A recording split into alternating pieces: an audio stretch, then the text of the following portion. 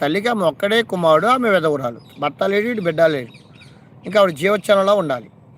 అప్పుడు యేసు ప్రభు వారు ఏం చేశాడు అక్కడ?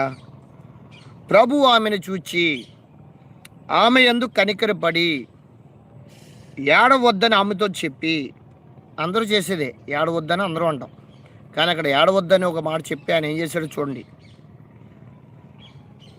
ఏమంటారు? బాధపడకమ్మా, ఎప్పటికైనా అక్కడ వారమే, నువ్వు ఇలా బాధపడి అలా అలా కుసించిపోవటం మంచిది కాదు, నువ్వు నడుము కట్టుకో, బ్రతకాలి కదా మనం, మర్చిపోయి ఇంకా నేనే నీ కొడుకు అనుకో, ఇలా ఏదో వాదార్చడానికి మనుషులు ప్రయత్నాలు చేస్తూ ఉంటారు.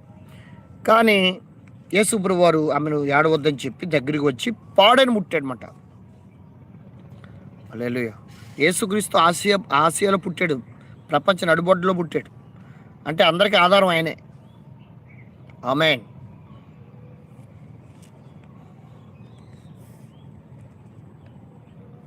పాడిన ముట్టగా మోయిచున్న వారు నిలిచిరి. ఆయన చిన్నవాడలు ఎమ్మని నీతో చెప్పుచున్నాను అనగా